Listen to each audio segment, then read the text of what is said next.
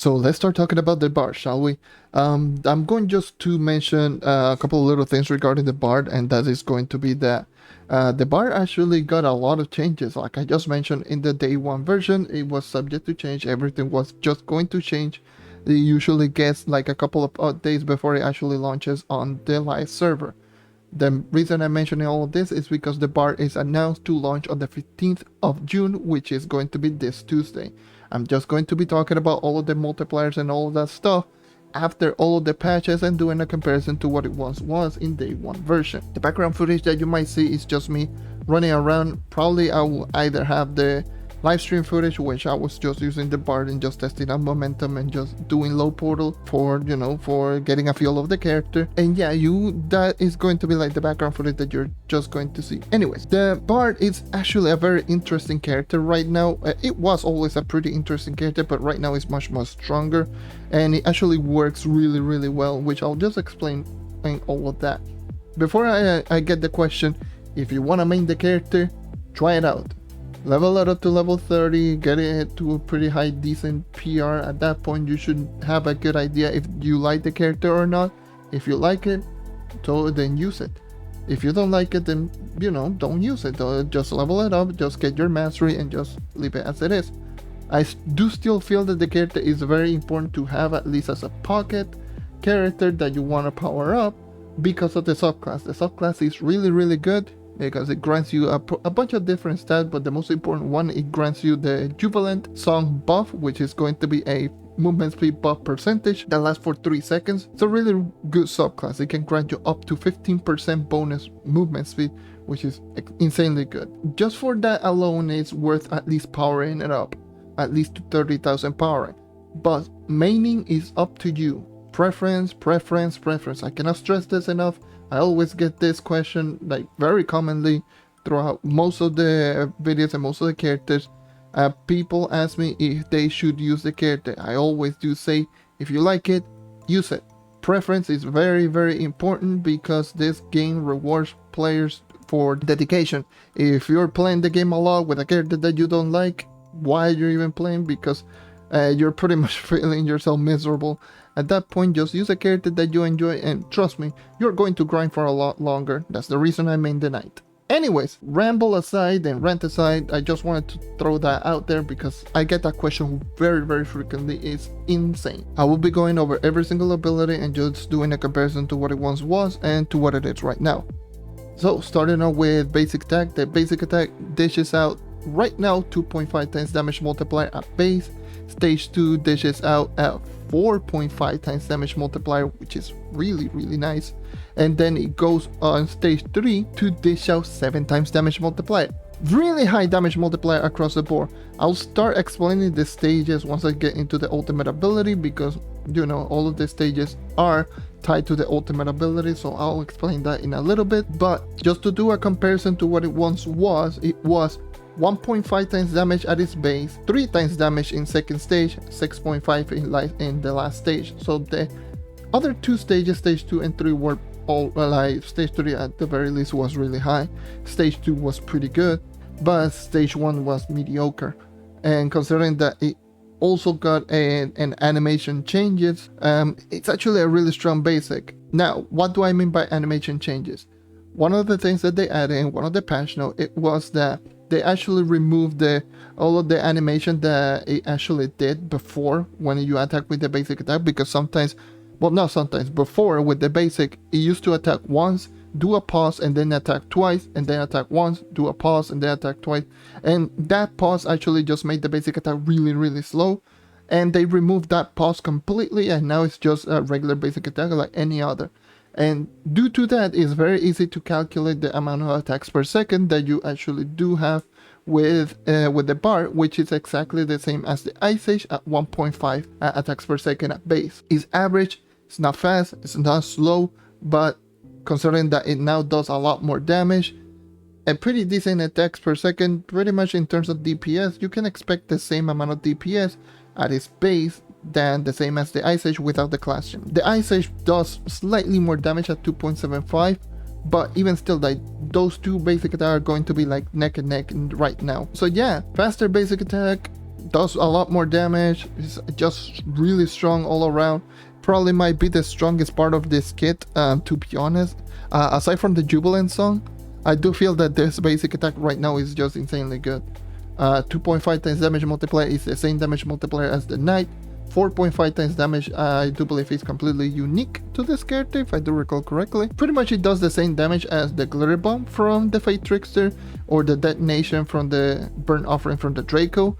It does the same damage, but just coming from a basic, which is just really strong. It's the second strongest at that point, and then it becomes the strongest basic attack in the entire game, dealing out 7. It used to be 6.1, the highest one, the highest damage multiplier, which was on the Fate Trickster. Now is 7 with the Bard in stage 3. Well, technically, if you count the Gunslinger technically can do 7.5 if you include the ultimate ability, but the ult only lasts for 10 seconds. This one you can easily maintain that indefinitely, like not even kidding. Considering right now with all the changes that they did with the melody counts, it's super easy to maintain the attack damage increase from the stages on the Bard. But yeah, technically the Gunslinger can dish out slightly more damage than this one, but this one is still really strong. And yeah, that's pretty much all of the basic attack.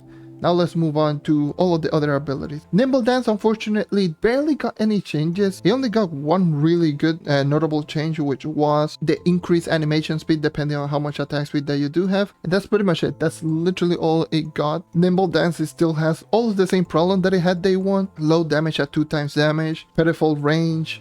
It has pretty decent crowd control. It still costs energy. It's a cooldown based ability. It reduces your movement speed by 90%. Like, it still has all of those problems that it had day one. Nimble Dance still has it at this point. Still has all of those properties, and it also has like the 1 second invulnerability. It still has all of that. It's virtually the same ability. The only thing is just that right now is the only ability in the entire game, if I do recall correctly, that is not tied to any basic attack whatsoever, that is also manipulated via attack speed, which is just very interesting in my opinion, because there's no other ability that is just can't be increased via attack speed and it's not tied to any basic attack, because attack speed used to be only on basic attack. Now it no longer does that to every single basic attack. Now this is the only ability that does that, and it will increase the animation speed by a lot. Like, you will literally notice the difference. Animation speed is just really quickly right now to what it once was, but it still has all of the other problems, so the ability is still, in my opinion, somewhat weak. But hey, it still grants you the 1 second invulnerability, and with max attack speed, you literally can throw down 2 basic attacks with the 1 second invulnerability, so you can use that if you want. And yeah, so that's the Nimble Dance. Not a lot of changes, unfortunately. And then Singing Crystal, also again, not a lot of changes, unfortunately. And then, because, you know, the biggest changes, it was for the majority of the time, most of the changes that they did with the Bard was just increase its speed overall, because it felt really slow and clunky. Yeah, same with the Singing Crystal. The Singing Crystal got a damage increase from 2.5 to 3.5, and it got the cooldown reduced by a little bit. So right now you can technically just throw it down and detonate it immediately. Now it no longer has the 2 cooldowns. Well, it does have the 2 cooldowns, but the cooldowns is so short that the secondary cooldown, which is the Crystal Pop, is no longer going to be an issue. Also the animation is very quickly right now. It's much quickly than what it once was. So overall the ability feels much quickly, and it does slightly more damage. Aside from that, I still do believe it's still a somewhat weak ability. You might just use it for momentum building, and you might just use it for I don't know, for like low delving, just pulling all enemies around it, just throwing down one Singing Crystal, and you are literally going to kill all enemies around it, because the crowd control is still really good. Yeah, that's going to be where this ability is going to be at its best, just momentum building for the most part.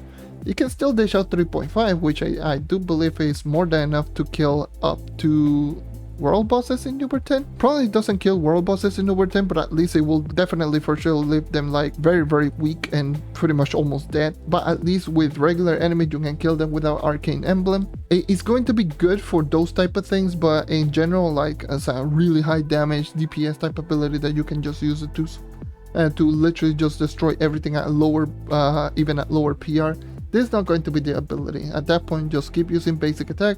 There's going to be like a basic attack, mostly basic attack only character. And then if we move on to the epic riff, the ultimate ability. The ultimate ability got a lot of changes. All of the songs got an increase in timer, but a reduction in their effectiveness. Not only that, the amount of melody counts, it got reduced. There's a lot of things that got changed with the epic riff. So allow me to explain all of that. So to explain what the epic riff is, it's just going to be like a quote-unquote transformation or buff type ability, similar to the Dino Tamer ult, similar to the Avatar of Flame from the Draco, similar to all of those types or like ability that actually just transform you into a different type of character. So this character is no exception.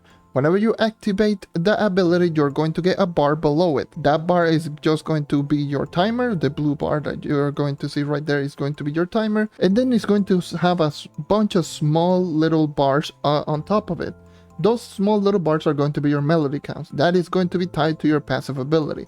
Those melody counts are going to determine how much damage you do with your basic, what song that you do play, like all of the 3 songs and all that stuff. The way that you increase those melody counts is just by doing the note that is just shown on top of the blue bar, which is your timer, or on top of your character.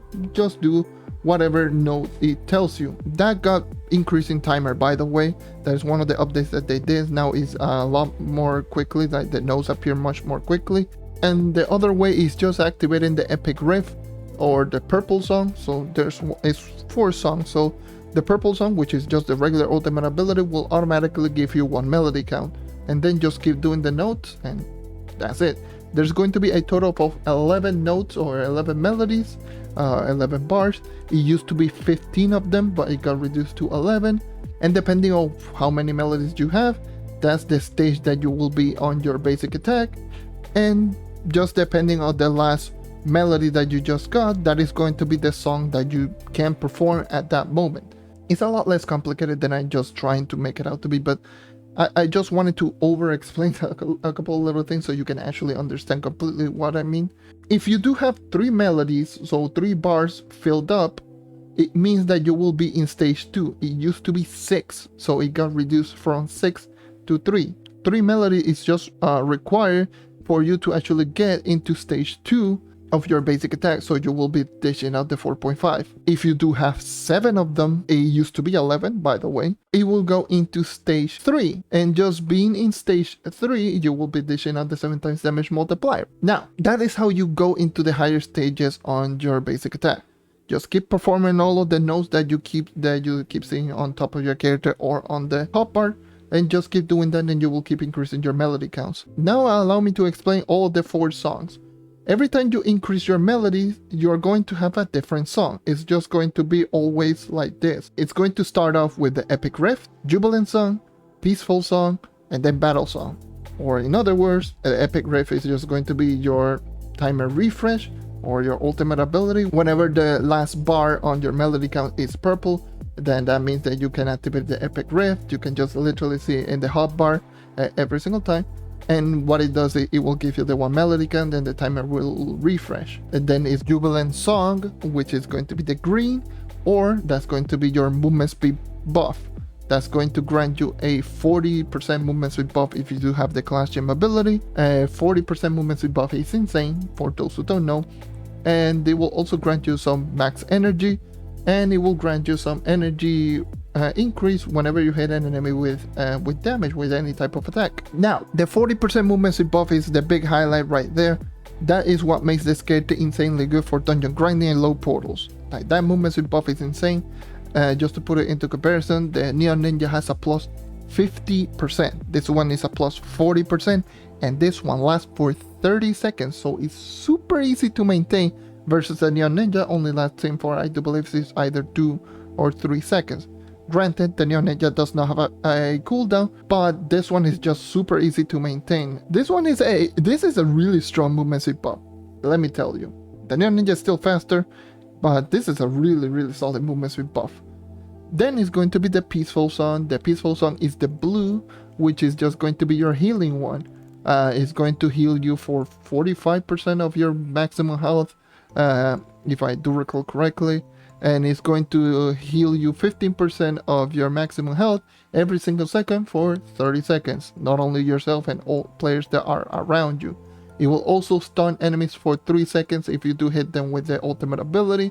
So all enemies that are around you, whenever you activate the peaceful song, they will be stunned for 3 seconds. Again, stuns does not work on Titan bosses like enemies, so meaning Delph bosses and Leviathans. It will only work on dungeon bosses and regular enemies. And then it's going to be lastly the red one, which is Battle Song. Battle Song is the red buff, and that will do damage to all enemies around you when you activate it, and it will also grant you a damage increase. It used to be the fact that it granted you attack speed increase. Now it grants you a damage increase. It will grant you a 45% physical damage and magic damage bonus, like bonus physical damage, bonus magic damage. For those who don't know, there's 2 types of damage increase in this game. There's going to be your base damage and bonus percentage damage. Bonus percentage damage are going to be stuff like the mastery, allies, percentage of your base damage. Your base damage is just going to be your gear, your gems, and all that stuff, like all that stuff that is not percentage. There's only a very few abilities that actually grants you a total damage increase, like the ultimate ability on Ice Age, for example. So the Ice Age does grant you total damage. So it means that if you go into your character sheet, just multiply that by 2 and you literally get the damage increase from the Ice Age. In the case of the Bard, and any damage increase that is bonus percentage is going to be a percentage increase from your base damage. So let's just say you have 300,000 into magic damage, but your base damage is only 150,000. It will get a 45% increase of that 150,000, not the 300,000. If you want to check your base damage, if you're playing on PC, just hover your mouse over your physical damage or magic damage, and it will tell you your base and your bonus percentage damage. It will dish out 6 times damage multiplier to all enemies around it when you activate it, and again, the buff is 30 seconds. Yeah, being able to maintain all 3 songs is very easy, considering that, getting all of the melodies is much quickly right now compared to what it once was. And not only that, all of the melodies right now only cost 3 melody counts instead of what it was before, 5. The only thing that this character got was just straight on buffs. I do believe it got 4 buffs. It's insane. So basic attack that got a damage increase. Nimble Dance is now much quickly. Singing Crystal does a little bit more damage and smush quickly. The Epic Rift, or the ultimate ability, now is much, getting all of the buff is much easier, so and much quickly. And not only that, getting into the higher stage of the basic attack is much easier, and just getting all of the song is much easier, and all of the buffs last for 30 seconds versus what it once was. It used to be 3 seconds. You clearly can see that this character got an insane buff across the board. And yeah, that's pretty much everything that I needed to explain. Like, again, if you want to know how does every single ability work, again, I would suggest just test out the character for yourself, or at least read the patch notes so you can actually get an idea how it does work out. But I will say that this character, at least in my own personal opinion, is a good character, but it's not going to be the best at anything at any portion of the game. The only exception is only one content that I would probably say this has potential of being the best at one thing, and that's going to be at low delving. So low delving, low mid delving, where you can actually one shot literally everything. That's going to be where I see this character being the best character in the game for all of that. Because the reason being is just that if you're just one-shotting everything, at that point what you want is just high momentum and high movement speed. This character can easily match the Neon Ninja in terms of movement speed without just doing a lot of setup. You can literally just activate the Jubilant song and just activate Path Painter, just have all of those movement speed buff active, stack on one another without even pausing, and just go flash across all of the delve room. Like, it is really good at doing that. So I do feel that that is the only thing that I see this character being insanely good. Like, probably the best character in the game, which is just going to be low delving. For mid to high delving, I don't see this character being very useful, even though that it can grant a damage increase to other players. You can just use it. I'm not saying that you can't, but I don't see this character being like triumphing over gunslingers, ice ages, or chloromancer. I don't see this character just being over all of that. Even though it has above average DPS, I still don't see this character just being over all of those other characters, which are just better for those type of content. Same goes with Leviathan. The Leviathan, I don't see this character just triumphing over all of the characters like the Gunslinger, Ice Age, or Chloromancer, and even more so with this character because it's technically, for the majority of the time, is pretty close range. For dungeon grinding and Uber 10, I do feel that this character is going to be definitely among the top 3 in terms of dungeon grinding. The reason being is because right now it does enough damage that it can one-shot a lot of the enemies. It does 2.5 times damage on its basis, so it can one-shot regular enemies without the need of using Arcane Emblem. That is incredibly good, because if you want to build up a lot of momentum, especially on a character like this one, which definitely needs a lot of the movements with boss, so that it actually gains a lot of benefit with the Jubilant Zone because it's a percentage increase. And with having really good momentum and a strong basic attack that can one-shot literally everything, it's insanely good.